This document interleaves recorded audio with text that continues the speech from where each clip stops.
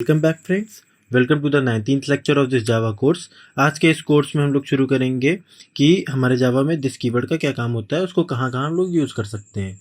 तो बिना time waste किए चलिए शुरू करते हैं।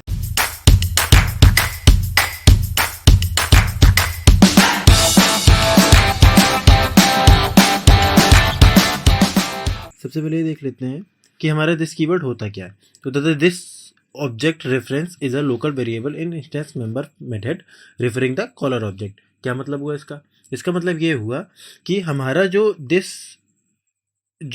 कीवर्ड है हमारा जावा में, वो होता तो है हमारा एक ऑब्जेक्ट का रेफरेंस वेरिएबल, यानी कि ये रेफरेंस वेरिएबल होता है। किसका रेफरेंस वेरिएबल होता है? हमारे इंस्टेंस मेंबर मेथड्स का। जो हमारे इंस्टेंस मेंबर मेथड्स होते हैं, ये उसका रेफरेंस वेरिएबल होता है। और ये रेफर कर किसको कर रहा होता है, क्योंकि सारे के सारे रेफरेंस वेरिएबल किसी ना किसी को रेफर कर रहे होते हैं। तो ये वाला जो रेफरेंस वेरिएबल है हमारा दिस कीवर्ड वाला, वो रेफर करता है हमारा कॉलर ऑब्जेक्ट को। अभी हम लोग इसको एग्जांपल से समझते हैं। पर अब क्योंकि दिस हमारा कीवर्ड है, इसलिए हमको इसको कहीं से बनाने की ज़रूरत नहीं पड़ती। ये पहले से ही हमारे इंस्टेंस मेंबर मेथड में पहले से ही बनाया होता है। आइए देखते हैं एग्जांपल के साथ। तो एक क्लास बना लेते हैं, क्लास कार। ठीक, अब इसमें हम बना लेते हैं इंटीजर स्पीड। ठीक, स्पीड इंजन, और इसमें हम लोग एक फंक्शन बना लेते हैं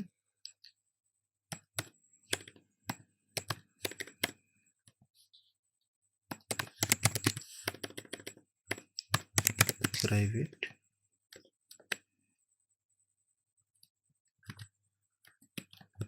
इसमें एक फंक्शन बना लेते हैं पब्लिक वॉइड गेट डेटा।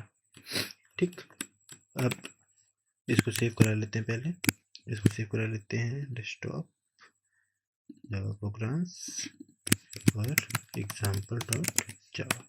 ठीक, अब जैसे मान लीजिए कि हम लोगों को वैल्यू सेव करानी होती, तो इसमें हम लोग वैल्यू कैसे सेव कराते हैं? इंटीजर एस कॉमा इंटीजर ई।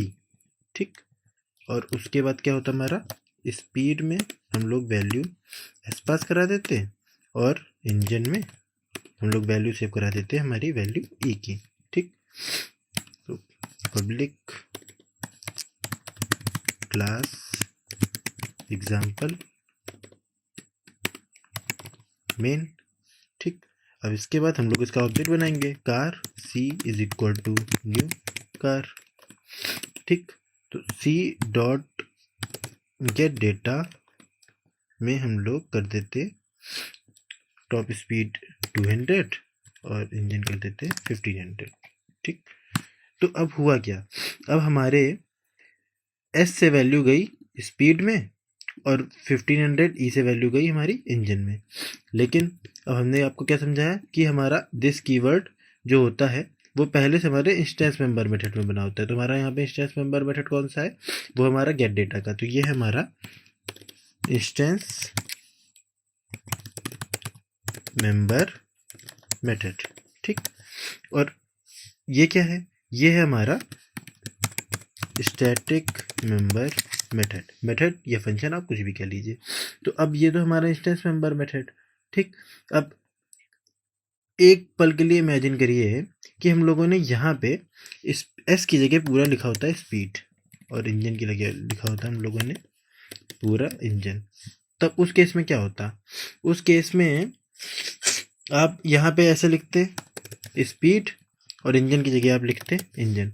तो अब इस केस में क्या होता है कि आप कौन से वाले स्पीड को रेफर कर रहे हो और कौन से वाले स्पीड से आप वैल्यू डाल रहे हो और कौन से वाले स्पीड में आप वैल्यू ले रहे हो। तो ये वाला स्पीड है, ये वाला स्पीड है, या ये वाला इंजन है, या ये वाला इंजन है, इसमें हो जाता कंफ्यूजन। इसको कहते हैं नेम कोलिजन।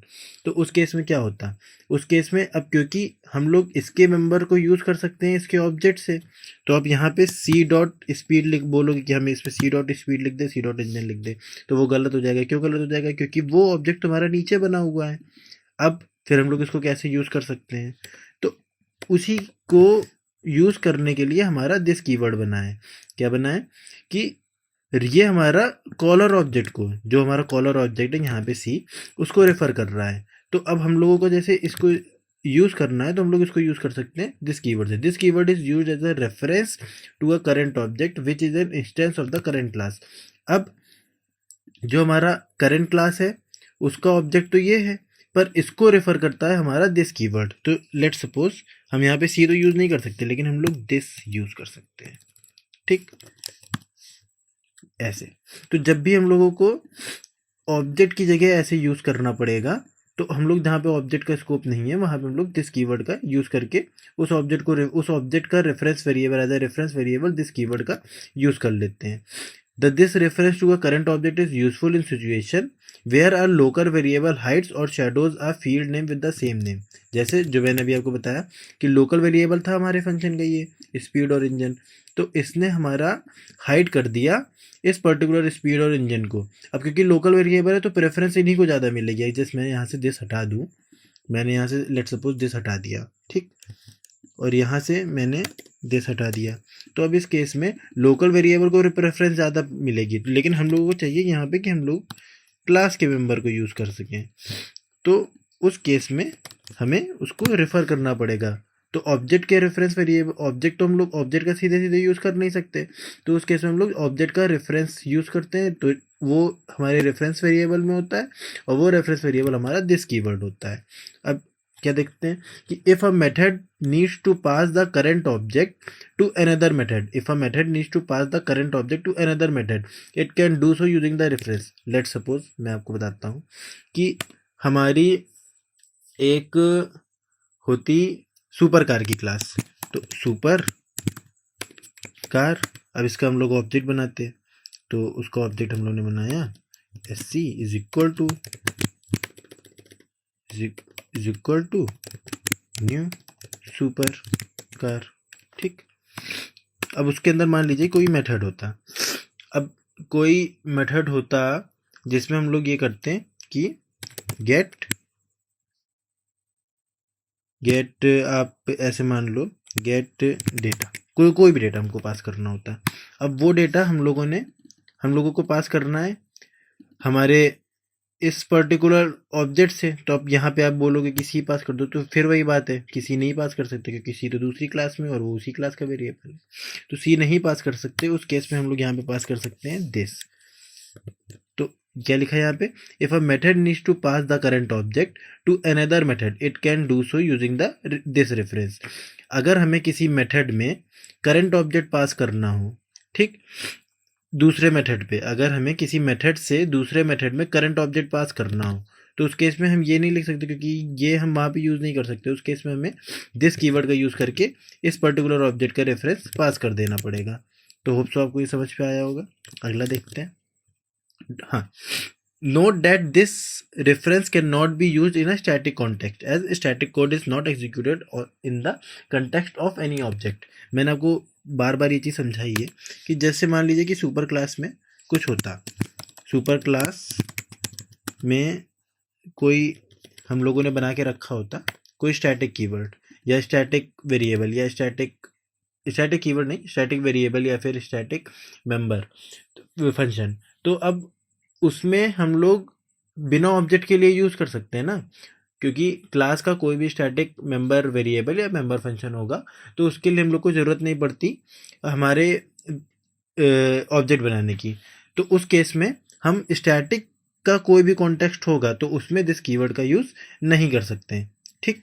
तो आपको ये आज दिस कीवर्ड समझ पे आया होगा। अगर आपको कोई भी डाउट है तो आप कमेंट में बताइए। वीडियो अच्छा लगा हो तो वीडियो को शेयर करिए, लाइक करिए, चैनल को सब्सक्राइब करिए। आपको सारे कोर्स सारे नोट्स learning.camelcourse.com पे मिल जाएंगे। तब तक के लिए मिलते हैं अगली वीडियो में। Bye bye.